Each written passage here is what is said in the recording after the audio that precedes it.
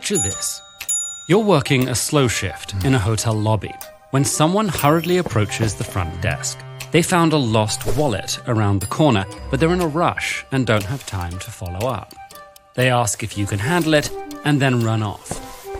Looking at the wallet, you see it contains a key, a grocery list, about $13, and 3 business cards with a name and email you assume belong to the wallet's owner. So, what do you do? Between 2013 and 2016, over 17,000 front desk workers around the globe were faced with this choice, becoming unwitting participants in a massive study of honesty. And the results surprised top economists and the researchers running the experiment. But to understand what these groups were expecting, we need to spend a little time defining honesty. We typically think of honesty in terms of actively telling the truth in our interpersonal relationships. But in fact, every healthy society relies on a shared foundation of honesty. Using public services, making business transactions, and deciding government policies requires a baseline expectation of honesty from our fellow citizens. Because of this, understanding what drives honesty is a vital research subject for economists, psychologists, and sociologists. Unfortunately, honesty can be difficult to investigate when people know they're being watched. So, researchers have come up with clever ways to analyze this behavior outside the lab. And this global study by the universities of Michigan, Utah, and Zurich sought to answer an important question. Will people engage in opportunistic behavior when there's little to no chance of being caught? In what became known as the Lost Wallet Test, 13 research assistants traveled to 355 cities in 40 different countries, recreating the same scenario in hotels, banks, public offices, and various cultural establishments.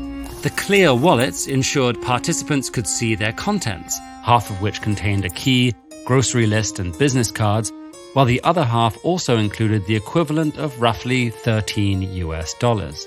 The researchers believed the money would discourage honesty. Specifically, they thought participants' self-interest would overpower 2 competing factors: their altruistic desire not to harm the wallet's owner and their desire to maintain a positive self-image.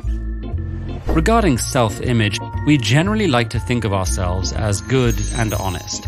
But studies have found people are often able to let themselves off the hook for stealing small amounts of money. As for harming the wallet's owner, the victim of their crime would be abstract. They'd never met this person, and since the wallet had come from another location, it seemed unlikely they ever would. For these reasons, researchers expected money-filled wallets to be reported less often, and the 279 economists they surveyed agreed. But, to their surprise, the study found the exact opposite. While only 46% of cash-free wallets were reported, 61% of cash wallets were called in. This pattern held true across the globe, regardless of the participants' age, gender, or whether they were being observed during the wallet drop-off. And when researchers tried increasing the temptation to be dishonest with wallets containing nearly $100, the results surprised them again. People reported 72% of these big money wallets. There are a lot of theories for why honesty goes up as the wallet becomes more valuable.